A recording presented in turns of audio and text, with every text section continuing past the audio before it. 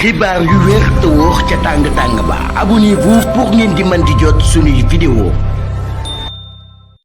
daleen ak jàmm seen chaîne bi di Buzz 221 HD kii di Tapha Mbeur di ak mbër bu kenn dootu présenté ci réew mii di Sénégal féete woon ci parti bii di Pastef ba li ni mel di daan sabab ñu ko doon bañ a daal di tëggal làmb ginnaaw ba président Macky Sall nekkee woon ci bopp réew mi kookee yëkkati na ay kàddu daal di xamal Sénégalais yi que ne ku nga féetewoo ci parti bii di Pastef ku nga féetewoo ci parti bii di APR ku nga féetewoo ci parti bii di AFP lu leer ba am moom mooy que ne politique oto la booy puus te bu tàkkee day dem daal di la fay bàyyi. kii di Tapha Mbeur ne lu sabab lu tax mu wax li ni mel moom mooy que ne ginnaaw ba fi régime président Macky Sall nekkee woon ci bopp réew mi ne daa bokkoon si ñi nga xam ne ay acteurs lañu woon yu doon wàcc ci mbedd mi di daan jàmbaarloog régime président Macky Sall ne li ni mel nag moom moo sababoon mu dem ba daal di xam benn jëmm ju ñuy oowee Thier ne kookee di Thier xaritu Khoureychi Thiam la di actuel DG ci régime bu bees bi ne bu wàccoon ci tëli bi daal di bokk si ñu daan amal manifestation ba noppi ne ginnaaw loolee policiers yi moom ci wàllu boppam dañ ko daan rëbb nee nag pour mu doon rëcc kii di Thier ci wàllu boppam moo doon oo kii di Khoureychi Thiam kookee daal di leen di lijjantil oto bu ko defee yenn saa yi ñu daw daal di génn Dakar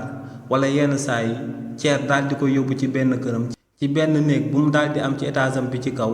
bu ko defee mu daal di fay toog lu tolloog ay une semaine le temps que mbiri calmé wu muy soog a daal di génn ci kër googee daal di delluwaat ñibbi këram. nee na kookee di Thier avant ñu daan pare ci manifestation yi daan am ci réewu Sénégal dañ koo jàppoon moom mu bokkoon ci détenu politique yi ba kookee daal di des ci kaso bi lu tolloog ay 8 mois. waaye ne lu leer ba am moom mooy que ne ginnaaw ba waa parti bi di Pastef accès ci bopp réew mi Thier mi nga xam ne à chaque fois da doon déggante kii di Khoureychi Thiam ne kookee amatul accès jëmale ko ci Khoureychi Thiam ne Thier mënatut a jot sax kii di Khoureychi Thiam donc ne moom li ni mel di tekki que ne moom itamit mënta am accès ci Khoureychi Thiam waaye tamit kii di Tapha Mbeur daal di wéyal ne ci bés bi nga xam ne moom lañ daan amal élection présidentielle 2024 yi ñu génn ne amoon na benn responsable boo xam ne ci parti bii di APR la féete woon te ne kookee ci bés boobee ñoom ñaar dañoo jàppante woon ci biir école bu Parcelles Assainies ndax ne kookee dafa jegenoon lool Amadou Ba te daa bëggoon a amal ay njuñ njaaj jëmale ko ci élection yi ñu daan amal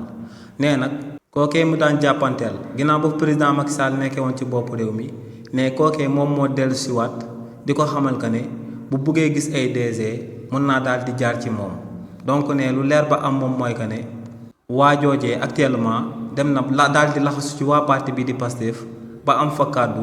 bay taxaw di ko wax que ne mun na koo booleeg ay DG yu daal di nekk ci réewu Sénégal